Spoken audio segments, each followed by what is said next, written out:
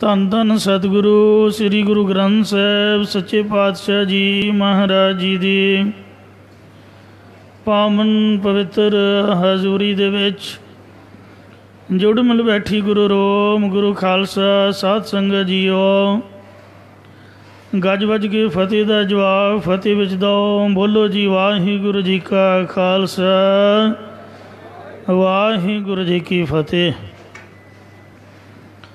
ਅੱਜ 10ਵੀਂ ਦਾ ਪਵਿੱਤਰ ਦਿਹਾੜਾ ਆਪ ਸ਼ਹੀਦਾਂ ਦੇ ਪਾਵਨ ਸਥਾਨ ਦੇ ਉੱਪਰ ਜੁੜ ਮਿਲ ਬੈਠ ਕਰਕੇ ਮਨਾ ਰਹੇ ਹੋ।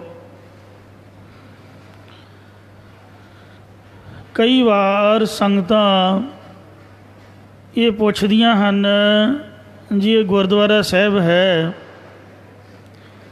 ਜਿਹੜਾ ਵੀ ਦਿਨ ਗੁਰਦੁਆਰੇ ਵਿੱਚ ਮਨਾਇਆ ਜਾਂਦਾ ਹੈ ਉਹਦਾ ਕੋਈ ਨਾ ਕੋਈ ਮਤਲਬ ਹੁੰਦਾ, ਕੋਈ ਇਤਿਹਾਸ ਹੁੰਦਾ ਹੈ। 10ਵੀਂ ਦਾ ਇਤਿਹਾਸ ਦੱਸੋ ਜੀ, ਇਹਦਾ ਇਤਿਹਾਸ ਕੀ ਹੈ? ਗੁਰੂ ਘਰ ਵਿੱਚ 10ਵੀਂ ਕਿਉਂ ਮਨਾਈ ਜਾਂਦੀ ਹੈ? ਇਹ ਆਮ ਹੀ ਸੰਗਤਾਂ ਦਾ ਸਵਾਲ ਹੁੰਦਾ ਹੈ, ਕਿਉਂਕਿ ਗੁਰਪੁਰਬ ਵੀ ਹੋਏ, ਉਹ ਗੁਰੂ ਮਹਾਰਾਜ ਦੇ ਗੁਰਪੁਰਬ ਹਨ।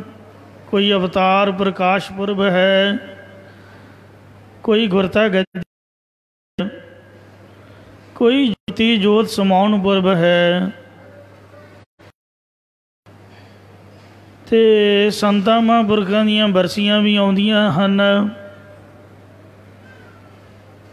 ਹੋਰ ਵੀ ਇਤਿਹਾਸਿਕ ਦਿਨ ਦਿਹਾੜੇ ਆਉਂਦੇ ਨੇ। ਆਹ 10ਵੀਂ ਦਾ ਕੀ ਮਤਲਬ ਹੋਇਆ? ਇਹ ਸੰਗਤਾਂ ਵੱਲੋਂ ਸਵਾਲ ਕੀਤਾ ਜਾਂਦਾ ਹੈ। ਵੈਸੇ ਇਹ ਜੋ 10ਵੀਂ ਦਾ ਦਿਹਾੜਾ ਜਲੰਧਰ ਸ਼ਹਿਰ ਤੋਂ ਇੱਧਰਲੇ ਪਾਸੇ ਲੁਧਿਆਣੇ ਵਾਲੀ ਸਾਈਡ ਸੰਗਤਾਂ ਦੇ ਵਿੱਚ ਜ਼ਿਆਦਾ ਪ੍ਰਵਿਰਤ ਹੈ। ਜਲੰਧਰ ਤੋਂ ਪਰਲੇ ਪਾਸੇ ਕਿਸੇ ਵਿਰਲੇ ਵਾਂਝੇ 100 ਦੇ ਵਿੱਚੋਂ ਇੱਕ ਬੰਦੇ ਨੂੰ ਪਤਾ ਹੋਊਗਾ ਵੀ 10ਵੀਂ ਹੈ। ਇੱਧਰ ਮਾਲਵੇ ਦੇ ਵਿੱਚ ਸੰਗਤਾਂ ਦੇ ਵਿੱਚ ਜ਼ਿਆਦਾ ਇਹ 10ਵੀਂ ਦਾ ਦਿਹਾੜਾ ਪ੍ਰਵਿਰਤ ਹੈ, ਪ੍ਰਸਿੱਧ ਹੈ। ਇੱਧਰ ਸੰਗਤਾਂ ਬਹੁ ਗਿਣਤੀ ਵਿੱਚ ਮਨਾਉਂਦੀਆਂ ਹਨ। ਉੱਧਰ ਜ਼ਿਆਦਾਤਰ ਤਰਨ ਤਾਰਨ ਸਾਹਿਬ ਵਿਖੇ ਮੱਸਿਆ ਦਾ ਦਿਹਾੜਾ ਮਨਾਇਆ ਜਾਂਦਾ। ਹਰ ਬਾਬਾ ਬੁੱਢਾ ਸਾਹਿਬ ਜੀ ਦੇ ਪਾਵਨ ਸਥਾਨ ਦੇ ਸੰਗਰਾਂਦ ਵਾਲੇ ਦਿਨ ਸੰਗਤ ਇਕੱਤਰ ਹੁੰਦੀ ਹੈ। ਹਰਿਮੰਦਰ ਸਾਹਿਬ ਤਾਂ ਨੇਤੀ ਜੋੜ ਮੇਲ ਹੁੰਦਾ, ਮੱਸਿਆ ਵੀ ਸੰਗਰਾਂਦ ਵੀ ਦੀਵਾਲੀ ਵਿਸਾਖੀ ਜੋ ਵੀ ਪੁਰਬ ਹੈ। ਪਰ 10ਵੀਂ ਦਾ ਉੱਧਰ ਕਿਸੇ ਨੂੰ ਘੱਟ ਪਤਾ ਹੈ। ਸਾਧ ਸੰਗਤ ਜੀਓ, ਜੇ ਕੋਈ ਮੈਨੂੰ ਸਵਾਲ ਕਰੇ ਤਾਂ ਮੈਂ ਇਹੀ ਹੱਥ ਜੋੜ ਕੇ ਬੇਨਤੀ ਕਰਦਾ ਹੁੰਦਾ ਹਾਂ, ਮੋਟੇ ਤੌਰ 'ਤੇ ਸਮਝ ਵਿੱਚ ਆ ਜਾਏ ਇਸ ਵਾਸਤੇ ਇੰਜ ਬੇਨਤੀ ਕਰੀਦੀ ਹੈ ਕਿ ਜਿਵੇਂ ਸਾਡੇ ਪਰਿਵਾਰ ਦੇ ਵਿੱਚੋਂ ਕੋਈ ਬਜ਼ੁਰਗ ਮੈਂਬਰ ਸਦੀਵੀ ਵਿਛੋੜਾ ਦੇ ਜਾਂਦਾ ਹੈ। ਰੱਬ ਨਾ ਕਰੇ ਸਾਡਾ ਪਿਤਾ, ਸਾਡਾ ਦਾਦਾ ਜਾਂ ਪੜਦਾਦਾ, ਕੋਈ ਵੀ ਬਜ਼ੁਰਗ ਜਿਹਦੀ ਕਿ ਸਾਡੇ ਪਰਿਵਾਰ ਨੂੰ ਬੜੀ ਦੇਣ ਹੈ। ਬਜ਼ੁਰਗਾਂ ਨੇ ਕੌਡੀ ਕੌਡੀ ਜੋੜ ਕੇ ਮਿਹਨਤ ਮਸ਼ੱਕਤ ਦੀ ਕਮਾਈ ਦੇ ਨਾਲ ਘਰ-ਬਾਰ ਬਣਾਇਆ ਹੁੰਦਾ, ਪੈਲੀ ਬੰਨਾ, ਬੱਚਿਆਂ ਦੇ ਜ਼ਿੰਦਗੀ ਦੀ ਤਰੱਕੀ ਦੇ ਵਿੱਚ ਉਹਨਾਂ ਦਾ ਬੜਾ ਯੋਗਦਾਨ ਹੈ। ਅਤੇ ਬਜ਼ੁਰਗਾਂ ਦੇ ਸੰਸਕਾਰ ਤੋਂ ਉਪਰੰਤ ਸਾਰੇ 10ਵੇਂ ਦਿਨ ਭੋਗ ਪਾਉਂਦੇ ਹਨ। 10ਵੀਂ ਤਾਂ ਹੋ ਗਈ, ਜਿਹੜਾ ਬੰਦਾ ਮਰ ਗਿਆ ਉਹਦੀ 10ਵੀਂ ਉਦੋਂ ਹੀ ਹੈ, ਮਰਨ ਤੋਂ 10ਵੇਂ ਦਿਨ ਬਾਅਦ। ਕਿਉਂਕਿ ਬ੍ਰਾਹਮਣ ਹਨ ਕਰਦੇ ਨੇ ਆਪਣਾ ਕਈ ਦਿਨ, ਕਈ ਬਾਹਰੀਆ, ਕਈ ਜਿਹੜੇ ਨੇ ਉਹ 17ਵੀਂ ਮਨਾਉਂਦੇ ਹਨ।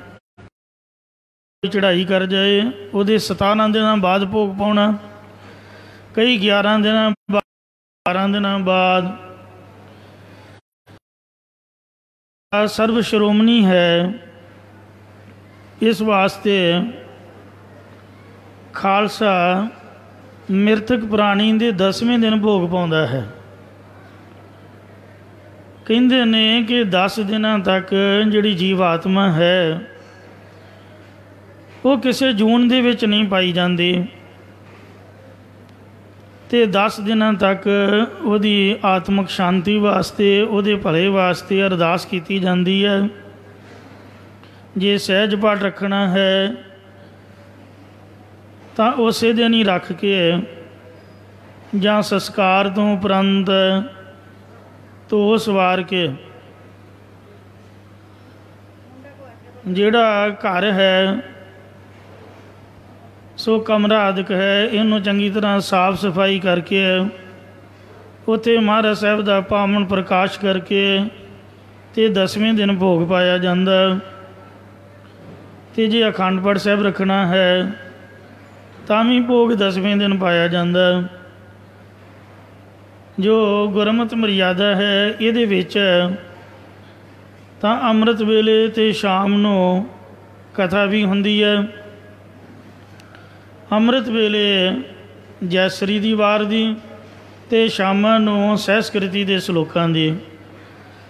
ਜੈਸਰੀ ਦੀ ਵਾਰ ਦੇ 20 ਸਲੋਕ ਹਨ, 2-2 ਸਲੋਕਾਂ ਦੀ ਕਥਾ ਜਾਂ ਕਿਸੇ ਦਿਨ 3-3 ਸਲੋਕ, ਅਤੇ 10ਵੇਂ ਦਿਨ ਸੰਪੂਰਨਤਾ ਕੀਤੀ ਜਾਂਦੀ।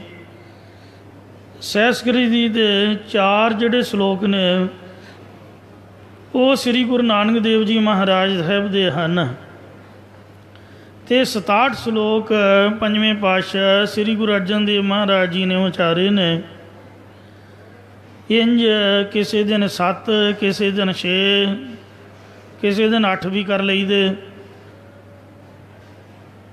ਡੇਲੀ ਕਥਾ ਕਰਕੇ ਅਤੇ 10ਵੇਂ ਦਿਨ ਉਸ ਦਾ ਵੀ ਭੋਗ ਪਾਉਣਾ, ਜਾਂ ਸ਼ਾਮਾਂ ਨੂੰ ਜੈਸਰੀ ਦੀ ਵਾਰ, ਸਵੇਰੇ ਸਹਿਸਕ੍ਰਿਤੀ ਦੇ ਸਲੋਕਾਂ ਦੀ ਕਥਾ, ਦੋਵੇਂ ਟਾਈਮ ਕਥਾ ਕਰਕੇ ਉਸ ਦਾ ਭੋਗ ਵੀ 10ਵੇਂ ਦਿਨ ਕੀਤਾ ਜਾਂਦਾ।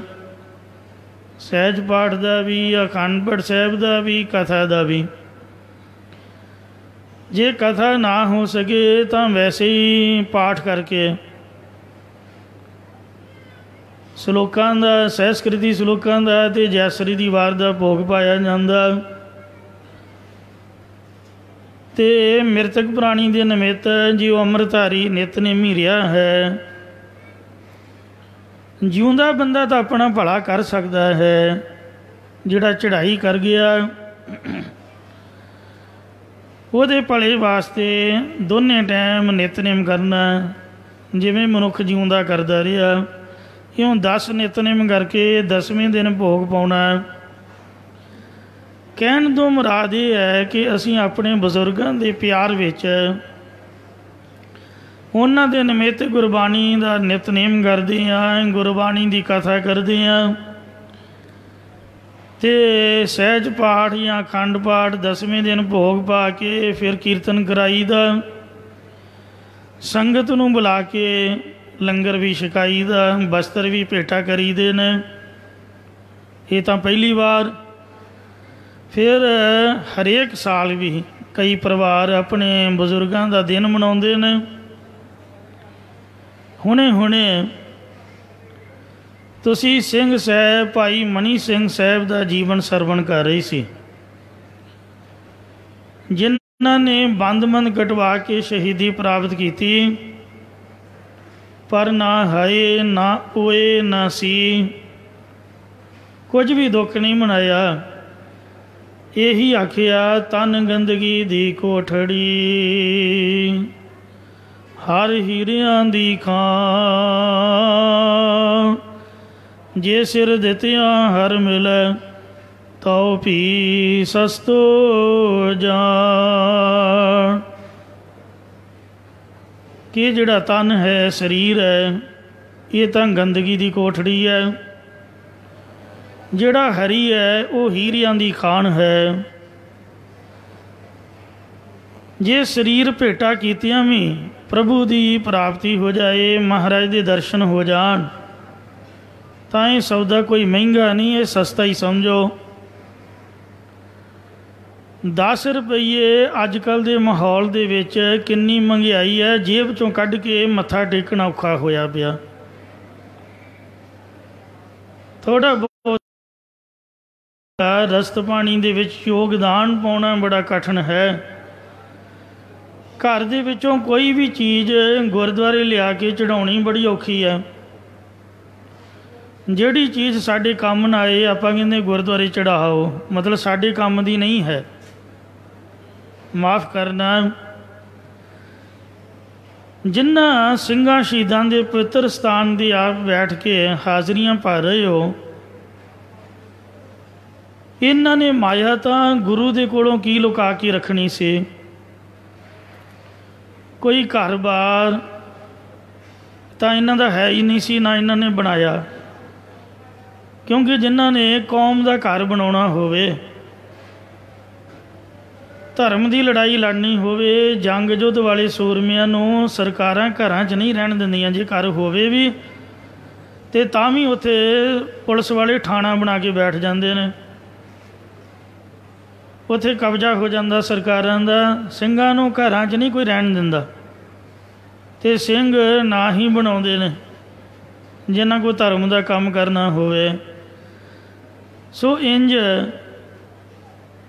ਆਪਣੇ ਘਰ ਦੇ ਵਿੱਚੋਂ ਲਿਆ ਕੇ ਪਦਾਰਥ ਦੇਣਾ ਤਾਂ ਇੱਕ ਪਾਸੇ ਰਿਹਾ, ਉਹਨਾਂ ਨੇ ਵਾਹਿਗੁਰੂ ਵੱਲੋਂ ਦਿੱਤਾ ਸਰੀਰ ਵੀ ਗੁਰੂ ਦੇ ਲੇਖੇ ਲਾ ਦਿੱਤਾ।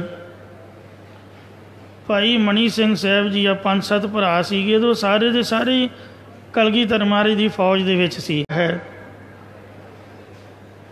ਤੁਸੀਂ ਦੀਨ ਕਬੂਲ ਕਰ ਲਓ, ਤੁਹਾਡੀ ਜਾਨ ਬਖਸ਼ੀ ਜਾਏਗੀ। ਤਾਂ ਭਾਈ ਸਾਹਿਬ ਕਹਿਣ ਲੱਗੇ, ਭਾਈ ਤੁਹਾਡੇ ਮਾਲਕ ਦਾ ਕੀ ਹੁਕਮ ਹੈ ਬੰਦ ਕੱਟ ਕੇ ਸ਼ਹੀਦੀ ਕਰਨ ਦਾ? ਅਤੇ ਗੁੱਟ ਤੋਂ ਪਹਿਲਾਂ ਕਿੰਨੇ ਬੰਦ ਨੇ, ਜਿਸ ਤਰ੍ਹਾਂ ਕੋਈ ਦਰਜੀ ਨੂੰ ਕਹਿ ਕੇ ਕੱਪੜਾ ਕਟਵਾਉਂਦਾ ਹੈ ਫਿਰ ਸਿਲਾਉਂਦਾ ਹੈ, ਇਉਂ ਭਾਈ ਮਣੀ ਸਿੰਘ ਜੀ ਨੇ ਕਹਿ ਕੇ ਬੰਦ ਕਟਵਾਇਆ ਅਤੇ ਨਾਲ ਸ੍ਰੀ ਸੁਖਮਨੀ ਸਾਹਿਬ ਜੀ ਦਾ ਪਾਠ ਪ੍ਰਾਰੰਭ ਕਰ ਲਿਆ। ਗੌੜੀ ਸੁਖਮਨੀ ਮਹੱਲਾ 5ਵਾਂ ਸ਼ਲੋਕ। ਇੱਕ ਓੰਕਾਰ ਸਤਿਗੁਰ ਪ੍ਰਸਾਦ। ਆਦਿ ਗੁਰ ਏ ਨਮਹਿ, ਜੁਗਾਦ ਗੁਰ ਏ ਨਮਹਿ, ਸਤਿਗੁਰ ਏ ਨਮਹਿ, ਸ੍ਰੀ ਗੁਰਦੇਵ ਏ ਨਮਹਿ। ਲਗਾਤਾਰ ਗੁਰਬਾਣੀ ਦਾ ਪਾਠ ਪੜ੍ਹਦੇ ਰਹੇ ਅਤੇ ਜਦੋਂ ਸਾਰੇ ਸਰੀਰ ਦੇ ਬੰਦ ਕੱਟੇ ਗਏ, ਟੋਕਰੇ ਦੇ ਵਿੱਚ ਪਾ ਦਿੱਤੇ, ਨਾਨਕ ਬ੍ਰਹਮ ਗਿਆਨੀ ਸਰਬ ਕਾ ਧਨੀ ਤੱਕ ਪਾਠ ਆਇਆ, ਸੰਪੂਰਨ ਨਹੀਂ ਸੀ ਹੋਇਆ। ਫਿਰ ਵੀ ਸਰੀਰ ਸ਼ਾਂਤ ਨਹੀਂ ਕੀਤਾ। ਕੱਟੇ ਹੋਏ ਬੰਦ ਦੇ ਵਿੱਚੋਂ ਸ੍ਰੀ ਸੁਖਮਨੀ ਸਾਹਿਬ ਜੀ ਦਾ ਪਾਠ ਸੁਣਦਾ ਰਿਹਾ। ਇੰਝ ਸਾਧ ਸੰਗਤ ਜੀਓ ਸਾਰਾ ਹੀ ਪਾਠ ਸੰਪੂਰਨ ਕਰਕੇ ਅਤੇ ਦੁਖ ਰੋਗ ਬਿਨਸੇ ਪੈ ਭਰਮ, ਸਾਧ ਨਾਮ ਨਿਰਮਲਤਾ ਕੀ ਕਰਮ, ਸਭ ਤੇ ਊਚ ਤਾਕੀ ਸ਼ੋਭਾ ਬਣੀ, ਨਾਨਕੇ ਗੁਰਨਾਮ ਸੁਖਮਨੀ ਕਹਿ ਕੇ ਪਾਠ ਸੰਪੂਰਨ ਕਰਕੇ ਫਤਿਹ ਬੁਲਾ ਕੇ ਫਿਰ ਸਰੀਰ ਸ਼ਾਂਤ ਕੀਤਾ। ਏਡੇ ਕਰਨੀ ਵਾਲੇ ਮਹਾਂਪੁਰਖ ਹੋਏ ਨੇ। ਬਾਬਾ ਤਾਰੂ ਸਿੰਘ ਸਾਹਿਬ ਦਾ ਖੋਪਰਾ ਉਤਰ ਗਿਆ। ਪੰਜ ਪ੍ਰਮਾਣ ਪੰਜ ਪ੍ਰਧਾਨ, ਪੰਚੇ ਪਾਵੇ ਦਰਗਹਿ ਮਾਨ ਦੀਆਂ ਪੰਕਤੀਆਂ ਤੱਕ ਧੰਨ ਬਾਬਾ ਮਤੀ ਸਿੰਘ ਦਾ 2 ਫਾੜਾ ਹੋ ਗਿਆ।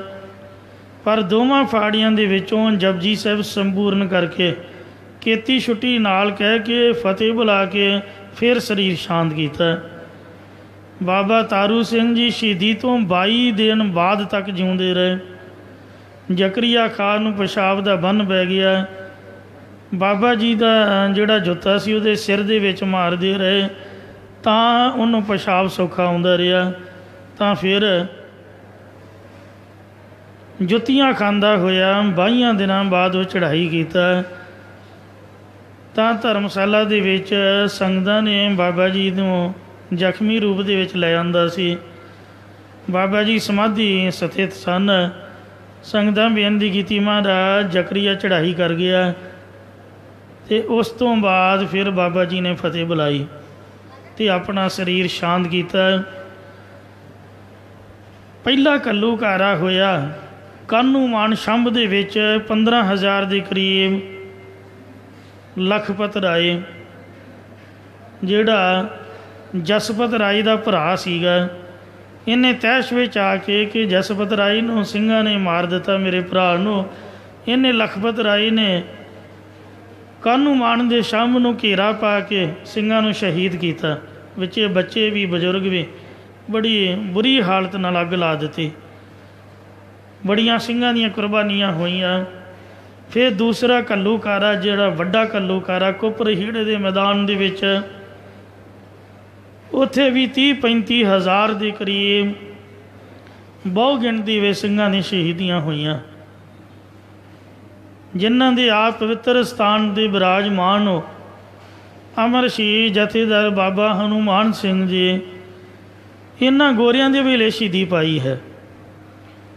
जदों डोगरे सरदारां ने अंग्रेज़ां दे नाल सिख राज नूं विच मिलाउण वास्ते समझौता कर लिया, जिन्ना चिर ते महाराजा रणजीत सिंह जिउंदा रहा उन्ना चिर ते गोरियां दी जुरत नहीं पई। सतलुज की संधि हुई सी, वो सतलुज तो टप के इधर नूं नहीं आए तो महाराजे नूं आख्या सी तुसीं परले पासे ना आयो। सतलुज तो इधरले पासे रोपड़ वाले पासे इधर सारे पानीपत करनाल दिल्ली सब गोरियां ने कब्जा कर लिया, पर महाराजे तो डरदियां सतलुज नहीं टप्पे, संधि हुई सी। जब महाराजा नेत्र बंद कर लिया कर गया तो इन्हों ने फुट पाओ तो राज करो की नीति अपनाउंदियां डोगरे सरदारां नूं खरीद लिया। उन्हें अंदरों अंदर ध्यान सिंह डोगरे नूं आख्या इन्हों ने कि तेरे मुंडे नूं आपां राजा बना देना, तो आपां की लेना है, आपां तां कुछ नहीं लेना। इन्हें लालच दे विच आके सिख राज नूं वेचता। वारी वारी कबर नौ निहाल सिंह दे छज्जा छुट के उन्होंने जख्मी कर दिता। महाराजा शेर सिंह उन्होंने मारता ते महाराजा खड़ग सिंह इत्यादि सारे महाराजे के संबंधी चढ़ाई कर गए। महाराजा दलीप सो 8 साल की उम्र दे विच गद्दी ते बिठाया, वो न्याणा सीगा। महाराणी जिंद कौरां नूं इन्हां दे खोट का पता लगा, उन्हें अकाल तख्त साहिब चिट्ठी भेजी भी हे सिख सरदारो जे राज बचदा तो बचा लो। सरदार शाम सिंह अटारी जिहड़ा कबर नौ निहाल सिंह का सहुरा सीगा, वो चिट्ठी लैके अकाल तख्त साहिब ते आया।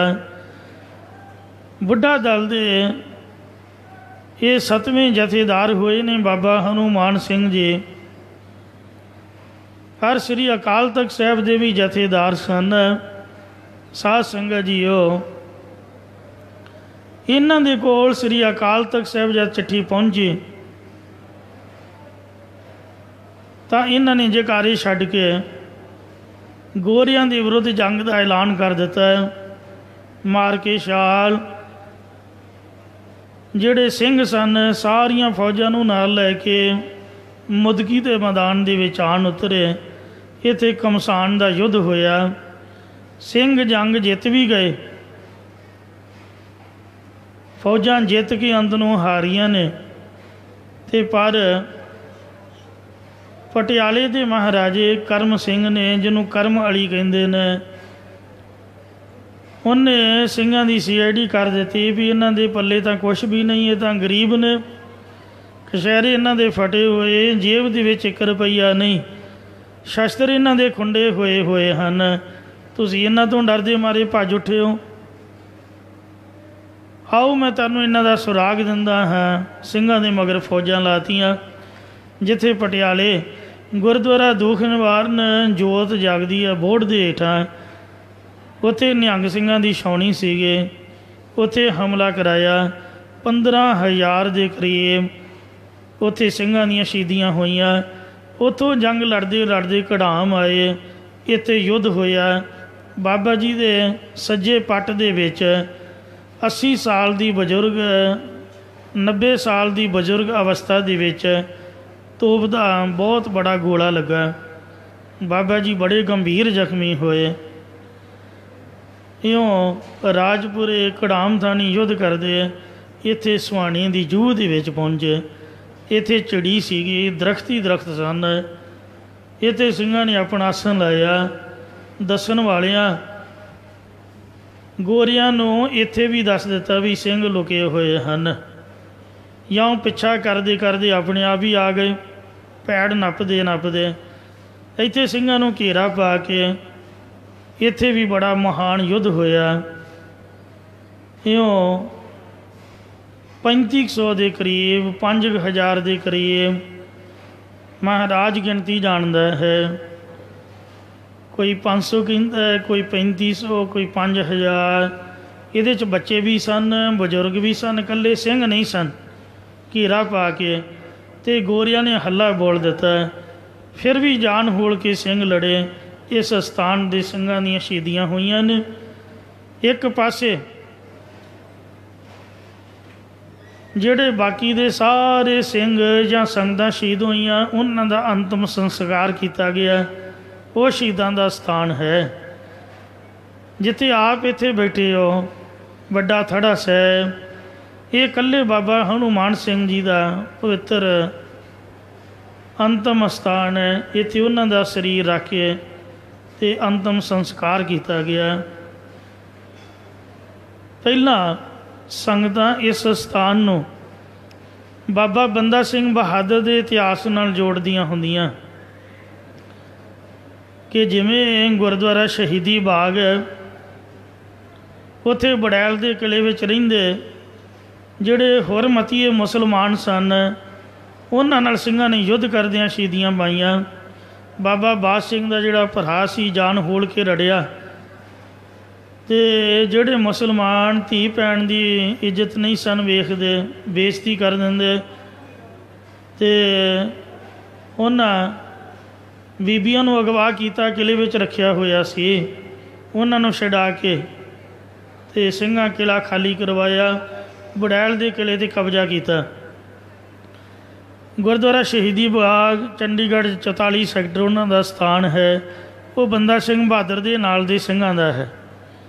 ਇੰਝ ਸੰਗਤਾਂ ਇਸ ਸਥਾਨ ਨੂੰ ਵੀ ਬਾਬਾ ਬੰਦਾ ਸਿੰਘ ਬਹਾਦਰ ਦੇ ਨਾਲ ਦੇ ਸਿੰਘਾਂ ਦਾ ਸ਼ਹੀਦੀ ਅਸਥਾਨ ਗਿਣਦੀਆਂ ਹੁੰਦੀਆਂ। ਪਰ ਮਹਾਂਪੁਰਖ ਸੰਤ ਬਾਬਾ ਅਜੀਤ ਸਿੰਘ ਜੀ ਹੰਸਾਲੀ ਸਾਹਿਬ ਵਾਲਿਆਂ ਨੇ ਇਹਦੇ ਇਤਿਹਾਸ ਦੀ ਖੋਜ ਕਰਕੇ ਸੰਗਤਾਂ ਨੂੰ ਸੋ ਆਪ ਦੇ ਅਨੁਭਵ ਦੁਆਰਾ ਦੱਸਿਆ ਹੈ ਕਿ ਭਾਈ ਇਹ ਜਿਹੜਾ ਸਥਾਨ ਹੈ ਇਹ ਬਾਬੇ ਹਨੂੰਮਾਨ ਸਿੰਘ ਜੀ ਦਾ, ਜੋ ਬੁੱਢਾ ਦਲ ਦੇ 7ਵੇਂ ਜਥੇਦਾਰ ਹੋਏ, ਉਹਨਾਂ ਦੇ ਨਾਲ ਦੇ ਸ਼ਹੀਦਾਂ ਦਾ ਸਥਾਨ ਹੈ। ਇਹ ਬਾਬਾ ਹਨੂੰਮਾਨ ਸਿੰਘ ਦੀ ਜਿਹੜੀ ਫੋਟੋ ਹੈ, ਜਿਹੜੀ ਤਸਵੀਰ ਹੈ, ਉਹ ਗੁਰਦੁਆਰਾ ਸ੍ਰੀ ਬਾਬਾ ਅਟਲ ਰਾਏ, ਜਿਹੜਾ ਗੁਰਦੁਆਰਾ ਮੰਜੀ ਸਾਹਿਬ ਦੀਵਾਨ ਹਾਲ, ਹਰਿਮੰਦਰ ਸਾਹਿਬ ਕਥਾ ਹੁੰਦੀ, ਆਪ ਦੋਨੇ ਟਾਈਮ ਉੱਥੋਂ ਕਥਾ ਲਾਈਵ ਸੁਣਦੇ ਹੋ। ਮੰਜੀ ਸਾਹਿਬ ਦੀਵਾਨ ਹਾਲ ਦੇ ਨਾਲ ਹੀ ਜਿਹੜੀ ਗੁਰਮਤਿ ਲਾਇਬ੍ਰੇਰੀ, ਉਹਦੇ ਨਾਲ ਬਾਬਾ ਅਟਲ ਰਾਏ ਹੈ। ਮਾਤਾ ਕੌਲਾਂ ਦਾ ਸਰੋਵਰ ਹੈ। ਉਹ ਬਾਬੇ ਅਟਲ ਰਾਏ ਦੀ ਬਿਲਡਿੰਗ ਦੇ ਵਿੱਚ ਹੇਠਾਂ ਬਾਬਾ ਹਨੂੰਮਾਨ ਸਿੰਘ ਜੀ ਦੀ ਫੋਟੋ ਲੱਗੀ ਹੋਈ ਹੈ। ਉੱਥੋਂ ਫੋਟੋ ਜਿਹੜਾ ਸ਼੍ਰੋਮਣੀ ਕਮੇਟੀ ਵੱਲੋਂ ਗੁਰਮਤਿ ਰਸਾਲਾ ਸ਼ਬਦ ਹੈ, ਉਹਦੇ ਵਿੱਚ ਛਪੀ ਸੀ। ਉੱਥੋਂ ਫਿਰ ਇੱਥੇ ਆਈ, ਜਿਹਦੇ ਵਿੱਚ ਬਾਬਾ ਜੀ ਨੇ ਸ਼ਸਤਰ ਪਹਿਨੇ ਹੋਏ ਹਨ ਅਤੇ ਜਵਾਨੀ ਵੇਲੇ ਦੀ ਫੋਟੋ ਹੈ। ਸ਼ਹੀਦੀ 90 ਸਾਲ ਦੀ ਉਮਰ ਦੇ ਵਿੱਚ ਹੋਈ ਹੈ।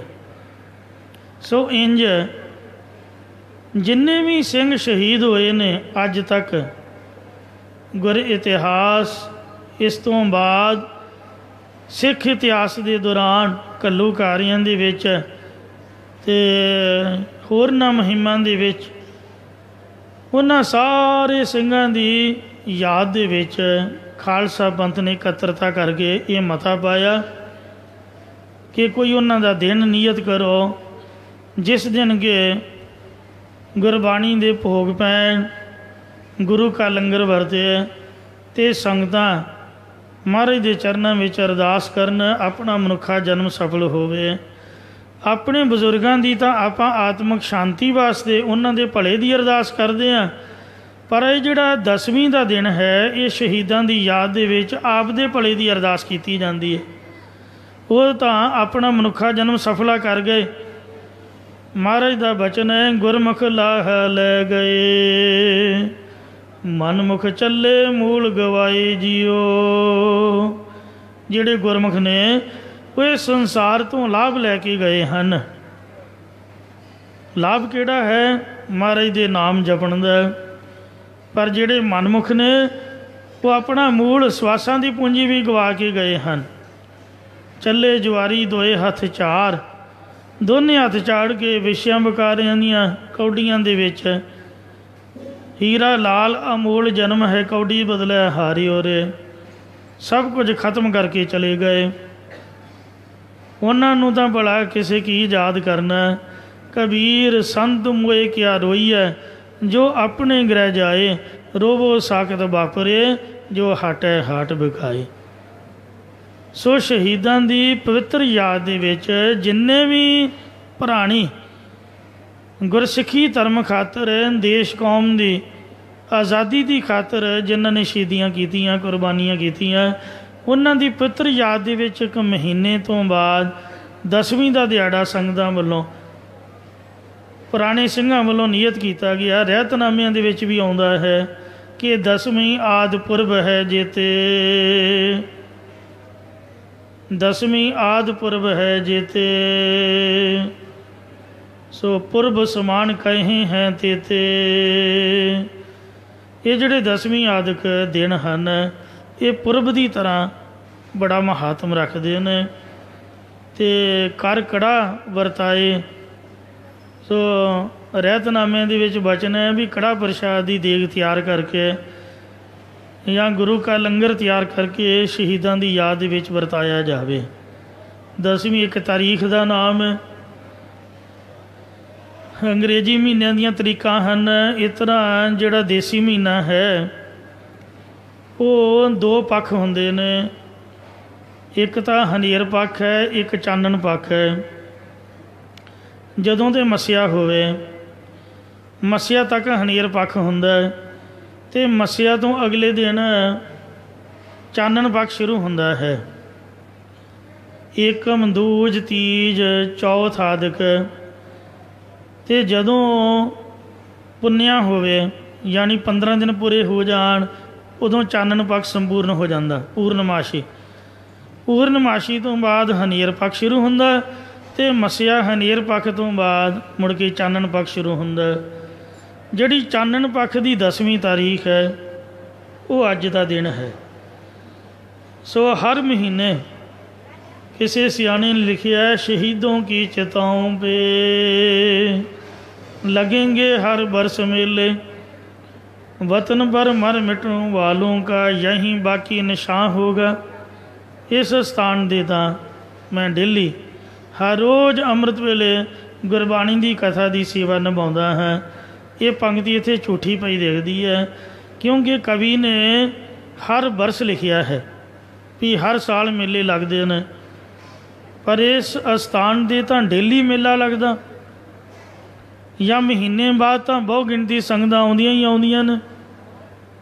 दसवीं के दिहाड़े दे तां वेखो हुण लॉकडाउन करके कुछ संगतां वालों कमती है, ते पर आम दिनां दे विच जद खुलिया सी उदों तां मोढे नाल मोढा खिंदा, तिल सुट्टियां पुंजे नहीं पैंदा। लॉकडाउन दे विच भी गुरु का लंगर बंद नहीं होया। दिन भर रात श्री अखंड पाठ साहिबां दीयां लड़ियां महापुरखों के बचनों मुताबिक जो हंसाली वाले बाबा जी उन्होंने बचन किए, भाई जिहड़ा भी अखंड पाठ साहिब या सहज पाठ का इत्थे भोग पाएगा उहदियां मनोकामनावां संपूर्ण होणगियां। तो संगतां वल्लों 2 लड़ियां प्रारंभ कीतियां गईयां। सन 97 तो 92 तो ये लड़ियां चल रही ने। एक हेठां शहीदां दे अस्थान ते चल रही है, ਸ੍ਰੀ ਜਪਜੀ ਸਾਹਿਬ ਦੇ ਪਾਠਾਂ ਸਮੇਤ ਤੇ ਇੱਕ ਉੱਪਰ ਜਿੱਥੇ ਕੈਬਨਾਂ ਦੇ ਵਿੱਚ ਅਖੰਡ ਪਾਠ ਸਾਹਿਬ ਹੋ ਰਹੇ ਨੇ, ਉੱਥੇ ਨਿਰੰਤਰ ਅਖੰਡ ਪਾਠ ਸਾਹਿਬ ਦੀ ਲੜੀ ਜਪਜੀ ਸਾਹਿਬ ਦੇ ਪਾਠ ਸਮੇਤ ਜਾਰੀ ਹੈ। 15-16 ਅਖੰਡ ਪਾਠ ਸਾਹਿਬ ਕੰਟੀਨਿਊ ਹੋ ਰਹੇ ਨੇ, ਇੰਨਾ ਬਾਣੀ ਦਾ ਪ੍ਰਵਾਹ ਚੱਲ ਰਿਹਾ ਹੈ। ਔਰ ਡੇਲੀ ਅੱਧੇ ਪਾਠਾਂ ਦਾ ਭੋਗ ਪੈਂਦਾ ਅਤੇ ਅੱਧਿਆਂ ਦੇ ਮੱਧ ਦੀ ਅਰਦਾਸ ਹੁੰਦੀ ਹੈ, ਯਾਨੀ 7-7 8-8 ਪਾਠਾਂ ਦਾ ਭੋਗ ਪੈਂਦਾ ਅਤੇ 7-8 ਦੇ ਮੱਧ ਲੱਗਦੇ ਨੇ। ਅਤੇ ਜੇ ਸੰਗਤ ਨੇ ਵਾਰੀ ਲੈਣੀ ਹੋਵੇ ਲੜੀ ਦੇ ਵਿੱਚ ਤਾਂ 20-20 ਸਾਲ ਪੈਂਡਿੰਗ ਪਏ ਨੇ।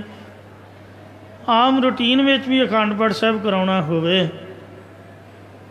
ਤਾਂ 2-4 ਸਾਲ ਪਹਿਲਾਂ ਤਾਂ 4 ਕੁ ਮਹੀਨੇ ਦੀ ਡੇਟ ਸੀਗੀ, ਅੱਜ ਕੱਲ੍ਹ ਉਹ ਵੀ 1 ਸਾਲ ਨੂੰ ਟੱਪ ਗਈ ਹੈ। ਭਾਵ ਅੱਜ ਅਖੰਡ ਪਾਠ ਸਾਹਿਬ ਬੁੱਕ ਕਰਾਉਂਗੇ ਤਾਂ ਅਗਲੇ ਸਾਲ ਦੀ ਵਾਰੀ ਪ੍ਰਾਪਤ ਹੋਏਗੀ।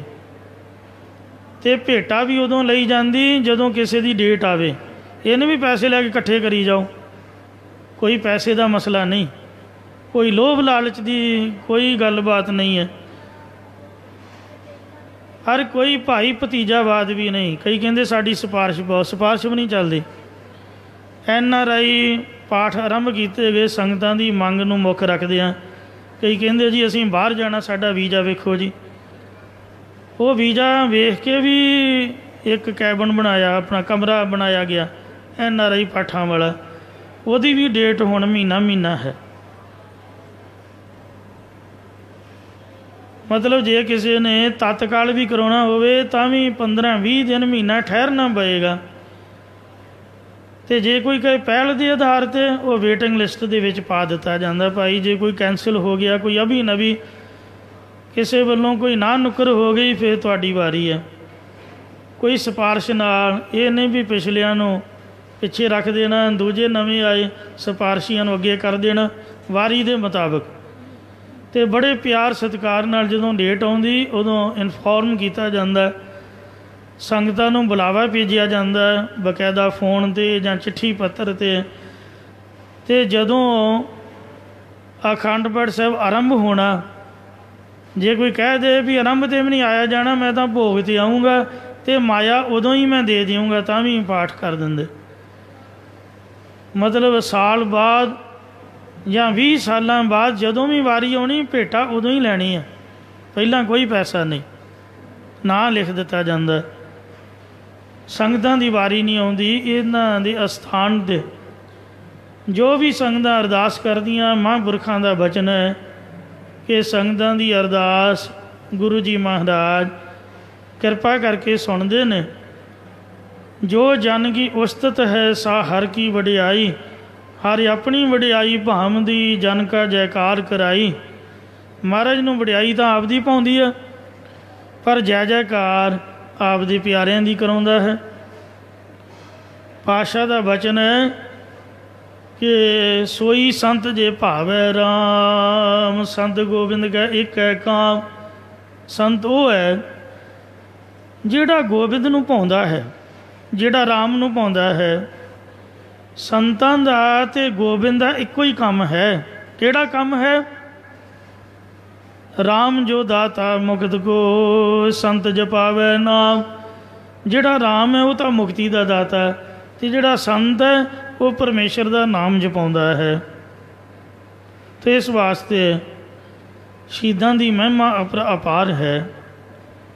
ਸੰਗਤਾਂ ਅਰਦਾਸਾਂ ਕਰਦੀਆਂ ਅਤੇ ਉਦੋਂ ਪਤਾ ਲੱਗਦਾ, ਅੱਜ ਅਰਦਾਸ ਕਰਾਈ, ਕੱਲ੍ਹ ਕਹਿੰਦੀਆਂ ਸਾਡੀ ਅਰਦਾਸ ਪੂਰੀ ਹੋ ਗਈ ਜੀ, ਮਹਾਰਾਜ ਦਾ ਧੰਨਵਾਦ ਕਰੋ।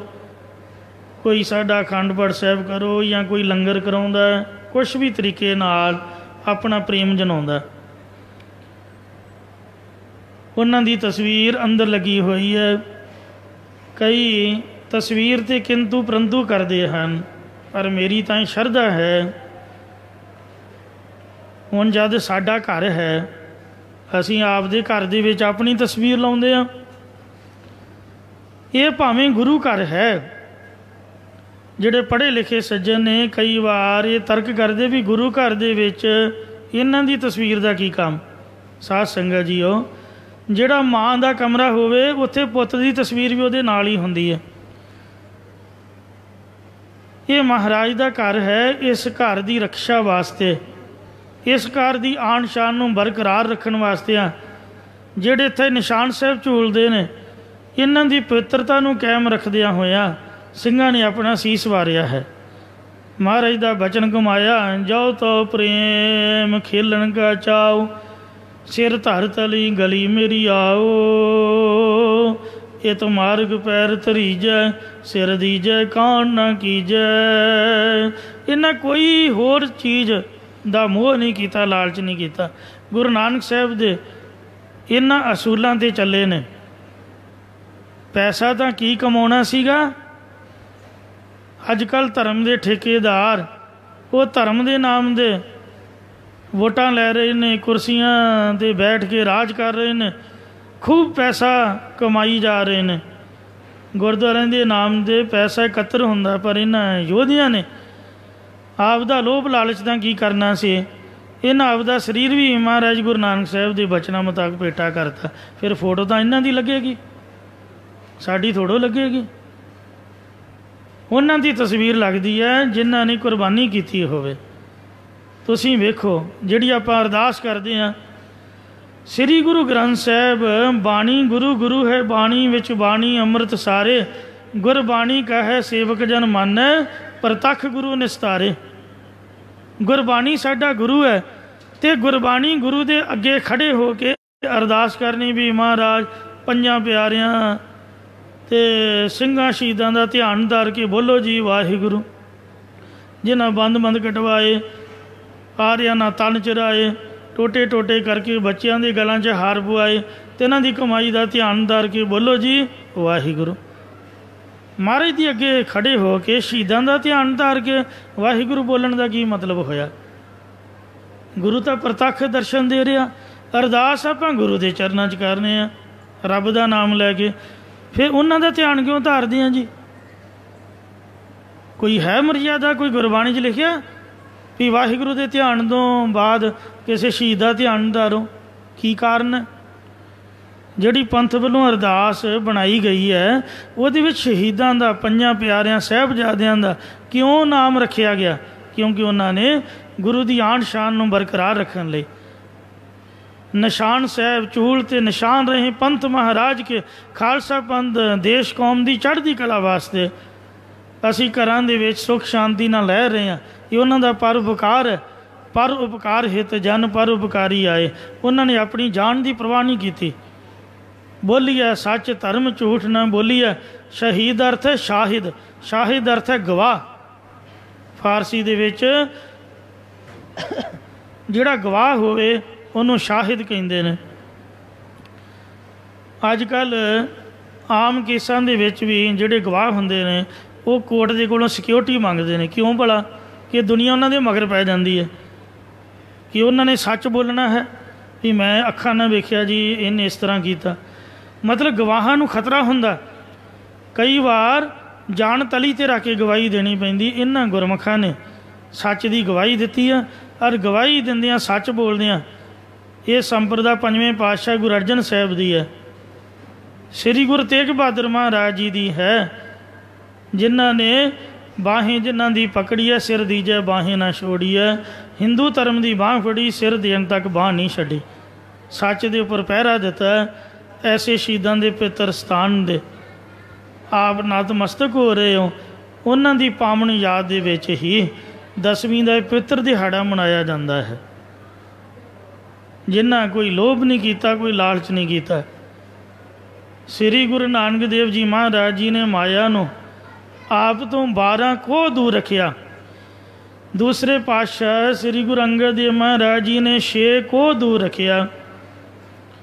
ਤੀਜੇ ਪਾਤਸ਼ਾਹ ਸ੍ਰੀ ਗੁਰੂ ਅਮਰਦਾਸ ਮਹਾਰਾਜ ਦੇ ਦਰਵਾਜ਼ੇ 'ਤੇ ਮਾਇਆ ਖੜੀ ਉਡੀਕਦੀ ਰਹਿੰਦੀ।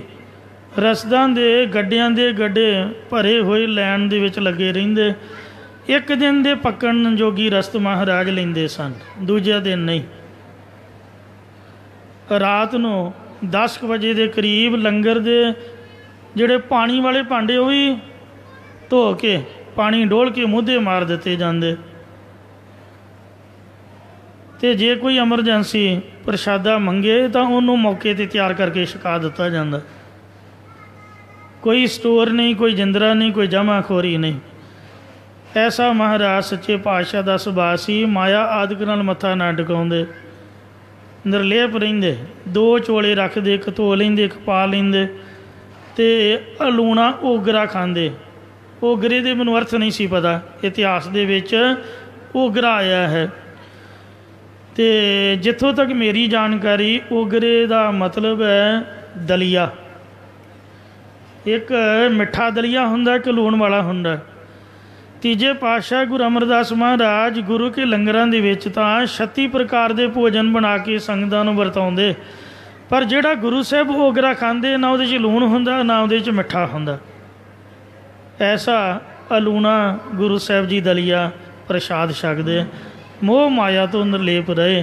धन गुरु रामदास जी ने माया नूं अपने चरनी पाया। सचखंड हरमंदर साहब के 4 दरवाजिया थाणी अज भी माया अंदर प्रवेश करके गुरां दे चरनां दे विच पहुँच के सेवा कर रही है। ये गुरु रामदास दी ही कृपा है जिन्नी माया की सेवा हो रही है। रहो विचार। सतगुरु नानक देव महाराज का मत है कि जाओ तो प्रेम खेलन का चाओ। प्रेम दे की अर्थ ने? प्रेम दे अर्थ ने परे मैं, जिहड़ा मैं तो परे हो जाए सो कहिए प्रेम। मतलब अपना आप नहीं जनाना कि मैं कुछ हाँ, सिर दे के भी नहीं कहना भी मैं दिता है। सिर दीजै कान ना कीजै, कान कनौट नहीं करनी। सिर दे के भी नहीं कहना भी मैं दिता। मैं तो परे होने का नाम प्रेम है। जाओ तो प्रेम खेलन का चाओ, सिर धर तली गली मेरी आओ।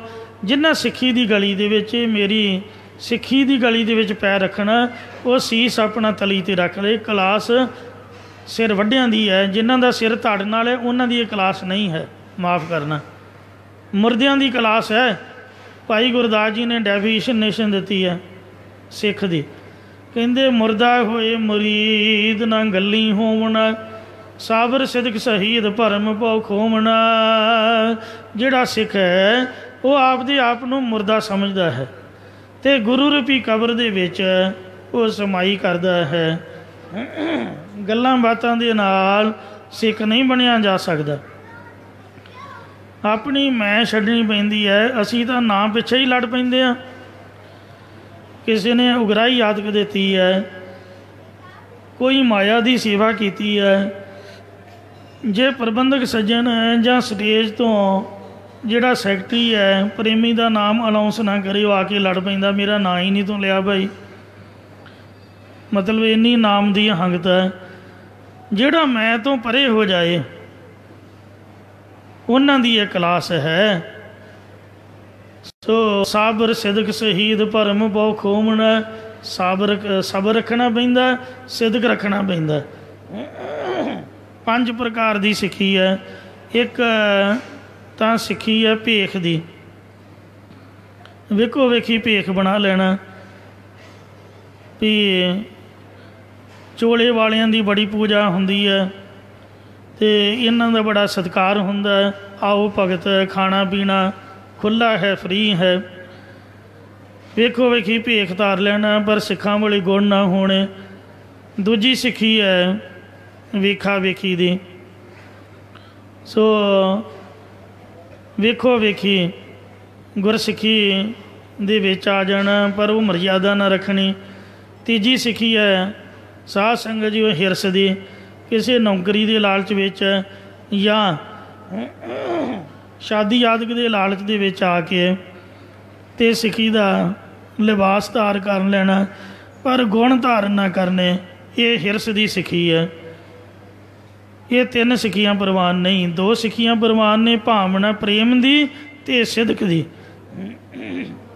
भाई नंद लाल जी आदਿਕ, भाई कन्हैया जी, ये प्रेमी सिख होए ने, जिन्हां मुसलमानों के विच कण कण दे विच रब की जोत के दर्शन किए। ते बाबा तारू सिंह, आ बाबा हनुमान सिंह, बाबा दीप सिंह, ये सिदकी सिख होए ने। सो भाई गुरदास जी कहते मुर्दा होए मुरीद ना गली होवना, साबर सिदक शहीद भरम पौ खोमना। इन्ने गुण रखने पैंदे। लोभ लालच तो मैं तो परे हो के ਤੇ ਸ਼ਹੀਦੀ ਤੱਕ ਦੇਣੀ ਪੈਂਦੀ ਤਾਂ ਫਿਰ ਗੁਰੂ ਨਾਨਕ ਸਾਹਿਬ ਦੀ ਕਲਾਸ ਦੇ ਵਿੱਚ ਅਟੈਂਡੈਂਸ ਲੱਗਦੀ ਹੈ ਤਾਂ ਮਹਾਰਾਜ ਦੇ ਦਰ ਪ੍ਰਵਾਨ ਹੋਈਦਾ। ਸੱਚੇ ਪਾਤਸ਼ਾਹ ਸ੍ਰੀ ਗੁਰੂ ਨਾਨਕ ਦੇਵ ਜੀ ਮਹਾਰਾਜ ਜੀ ਨੂੰ ਕਲਯੁਗ ਮਿਲਿਆ। ਆ ਸੰਗਰੂਰ ਤੋਂ 5 ਕਿਲੋਮੀਟਰ ਦੂਰ ਹੈ ਗੁਰਦੁਆਰਾ ਨਾਨਕਿਆਣਾ ਸਾਹਿਬ ਹੈ, ਜਿੱਥੇ ਮੈਂ ਦਰਸ਼ਨ ਕੀਤੇ ਨੇ। ਉੱਥੇ ਵੀ ਇਤਿਹਾਸ ਇਹੀ ਲਿਖਿਆ ਹੈ ਕਿ ਕਲਯੁਗ ਨੇ ਇੱਥੇ ਮਹਾਰਾਜ ਦੇ ਦਰਸ਼ਨ ਕੀਤੇ। ਕਈ ਹੋਰ ਜਗ੍ਹਾ 'ਤੇ ਵੀ ਕਹਿੰਦੇ ਨੇ ਰਹੋ ਵਿਚਾਰ। ਪਹਿਲਾਂ ਤਾਂ ਬੜਾ ਭਿਆਨਕ ਰੂਪ ਧਾਰਿਆ ਅਤੇ ਭਾਈ ਮਰਦਾਨਾ ਸਾਹਿਬ ਜੀ ਡਰ ਗਏ। ਅੱਗ ਦੀ ਅੰਗਿਆਰਾਂ ਦੀ ਵਰਖਾ ਕੀਤੀ, ਇੱਟਾਂ ਰੋੜੇ ਚਲਾਏ ਅਤੇ ਮਹਾਰਾਜ ਨੇ ਆਖਿਆ ਭਾਈ ਸਾਹਿਬ ਤੂੰ ਵਾਹਿਗੁਰੂ ਕਹਿ ਕੇ ਅਤੇ 4 ਚੁਫੇਰੇ ਲਕੀਰ ਖਿੱਚ ਦੇ ਵਿੱਚ ਬੈਠ ਜਾ। ਗੁਰ ਕਾ ਸ਼ਬਦ ਰਖਵਾਰੇ ਚੌਕੀ ਚੌਗਿਰਦ ਹਮਾਰੇ, ਤਾਤੀ ਵਾਹ ਨਾ ਲੱਗੇ ਪਾਰ ਬ੍ਰਹਮ ਸਰਨਾਈ ਦੇ ਬਚਨਾਂ ਮੁਤਾਬਕ ਕਲਯੁਗ ਦਾ ਕੋਈ ਅਸਰ ਨਹੀਂ ਹੋਇਆ। ਜਦੋਂ ਆਇਆ ਅਤੇ ਉਹਦੇ ਹੱਥ ਵਿੱਚ ਇੰਦਰਾ ਫੜਿਆ ਹੋਇਆ ਸੀ, ਦੂਜੇ ਵਿੱਚ ਜ਼ਬਾਨ ਫੜੀ ਹੋਈ ਸੀ। ਜਦ ਉਹਨੂੰ ਪੁੱਛਿਆ ਵੀ ਇਹ ਕੀ ਮਤਲਬ, ਕਹਿੰਦਾ ਕਿ ਮੈਂ ਦੁਨੀਆ ਨੂੰ 2 ਕੰਮਾਂ ਵਿੱਚ ਲਾ ਕੇ ਮਾਰਦਾ, ਇੱਕ ਇੰਦਰੇ ਦੇ ਵਿਸ਼ੇ ਰਸ ਵਿੱਚ, ਇੱਕ ਜ਼ਬਾਨ ਦੇ ਰਸ ਵਿੱਚ। ਖਾਣ ਦੇ ਭੋਗਣ ਦੇ ਰਸ ਦੇ ਵਿੱਚ ਦੁਨੀਆ ਬਰਬਾਦ ਹੁੰਦੀ ਹੈ।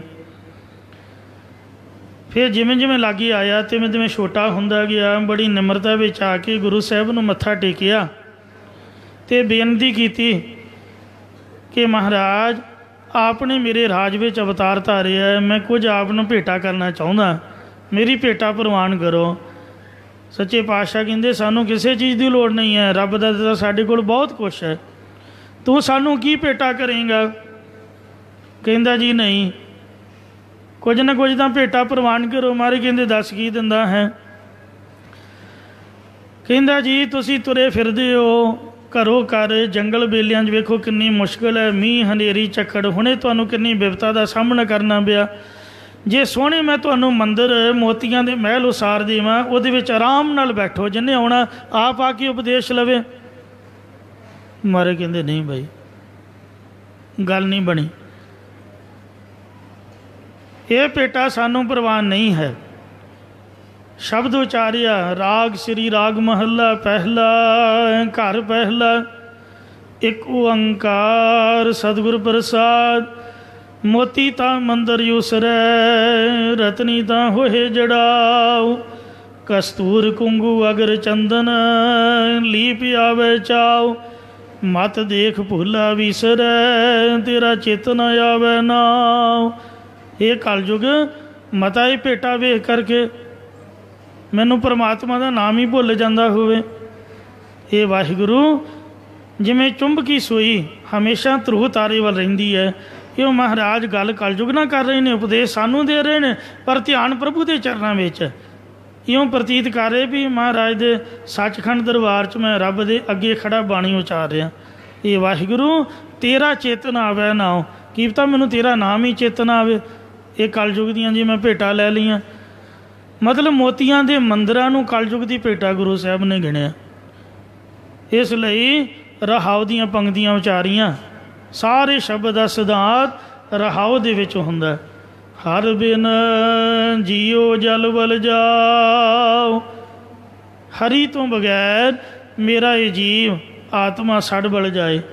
ਮੈਂ ਆਪਣਾ ਗੁਰ ਪੂਛ ਦੇਖਿਆ ਅਵਰ ਨਾਹੀ ਥਾਉ। ਮੈਂ ਆਪਣੇ ਗੁਰੂ ਨੂੰ ਪੁੱਛ ਕੇ ਵੇਖ ਲਿਆ, ਹੋਰ ਕੋਈ ਕਲਿਆਣ ਦੀ ਜਗ੍ਹਾ ਨਹੀਂ, ਕੋਈ ਅਸਥਾਨ ਨਹੀਂ ਮਹਾਰਾਜ ਦੇ ਨਾਮ ਤੋਂ ਬਗੈਰ। ਰਹਾਉ ਵਿਸ਼ਰਾਮ ਦਿੰਦੇ। ਫਿਰ ਕਲਯੁਗ ਕਹਿਣ ਲੱਗਾ ਕਿ ਤੁਸੀਂ ਸਾਧੂ ਹੋ ਅਤੇ ਸਾਧੂਆਂ ਨੂੰ ਸਟੇਜ ਤਾਂ ਚਾਹੀਦੀ ਹੈ, ਮਤਲਬ ਲੋਕ ਹੇਠਾਂ ਬੈਠੇ ਹੋਣ ਅਤੇ ਸੰਤ ਮਹਾਤਮਾ ਉੱਚੇ ਥੜੇ 'ਤੇ ਬੈਠੇ ਹੋਣ ਅਤੇ ਥੜਾ ਐਨ ਵਧੀਆ ਲੁਸ਼ ਲੁਸ਼ ਕਰਦਾ, 4 ਚੁਫੇਰੇ ਹੀਰੇ ਮੋਤੀਆਂ ਦੀ ਜੜਤਕਾਰੀ ਹੋਈ ਹੋਵੇ। ਉੱਚੀ ਜਗ੍ਹਾ ਤਾਂ ਚਾਹੀਦੀ ਹੈ, ਮੈਂ ਇਸ ਤਰ੍ਹਾਂ ਦਾ ਥੜਾ ਤੁਹਾਨੂੰ ਬਣਾ ਦਿੰਦਾ।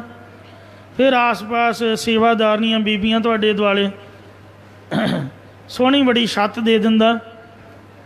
ਮਹਾਰਾਜ ਕਹਿੰਦੇ ਨਹੀਂ ਬਾਈ, ਮਨ 'ਚ ਹੰਕਾਰ ਆ ਜਾਂਦਾ ਵੀ ਜਿਹੜਾ ਥੱਲੇ ਬੈਠਾ ਸ਼ਾਇਦ ਉਹ ਨੀਵਾਂ ਹੈ। ਸਾਰੇ ਗੁਰ ਭਾਈ ਹਨ ਇਸ ਵਕਤ, ਅਤੇ ਗੁਰੂ ਸਾਹਿਬ ਭਾਵੇਂ ਪਰਮਾਤਮਾ ਨੇ, ਪਰ ਫਿਰ ਵੀ ਮਹਾਰਾਜ ਨੇ ਭੁੰਜੇ ਬਹਿ ਕੇ ਹੀ ਸਿਕਸ਼ਾ ਦਿੱਤੀ। ਉਦੋਂ ਗੁਰਦੁਆਰੇ ਥੋੜ੍ਹੇ ਸੀਗੇ, ਸਟੇਜਾਂ ਥੋੜ੍ਹੀਆਂ ਸੀਗੀਆਂ। इस तरह संगतां स्पीकर पखे लाइटां इस तरह थोड़ो सब कुछ जंगल च ते जंगल च पहाड़ां च ते पहाड़ां च किन्ना वेखो महाराज दे मन च प्रभु प्रति प्यार होवेगा, लोकां दे भले लई परोपकार दी किन्नी भावना होवेगी। महाराज ने आख्या धरती तां हीरे लाल जड़ती पलग लाल जड़ाओ, मोहनी मुख मणि सो है करे रंग पसाओ, मत देख भूला विसर तेरा चेतन आवे नाओ। हे परमात्मा मैनू तो तेरा नाम चाहिए, उचारण करो सतनाम श्री वाहिगुरू।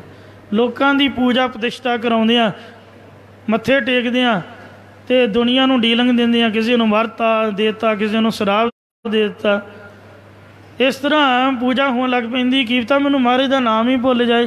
हे परमात्मा मैनूं तां तेरा नाम चाहिए, मैनूं दुनिया का सत्कार या दुनिया की पूजा या उच्ची जगह ते बह के मान मुरातबा नहीं चाहिए। फिर कहन लगा जी जे तुसी बिल्कुल ही बरकत साधु हो फिर भी रिधियां सिधियां तो चाहिए। हुण कोई दर्शन करना आवे, किसी नूं दुध चाहिए, किसी नूं पुत्त चाहिए, वो तो देना पऊगा तां दुनिया मन्नूगी। तो मैं तुहानूं कोई रिद्धि सिद्धि दे देवां। मारे कहते नहीं भाई, सिद्ध होवा सिद्ध लाई रिद्ध आखां आओ, गुप्त प्रगट होए बैसा लोक राखै भाओ, मत देख भूला विसर तेरा चेतन आवे नाओ। रिद्ध सिद्ध सब मोह है नाम न वसै मन आए। रिद्धियां सिद्धियां भी मोह ने, ये भी नहीं महाराज मैनू चाहिए। हे कलयुग तू इनू अपने को रख, मैनू तो हे वाहिगुरू हे परमात्मा तेरा नाम चाहिए है।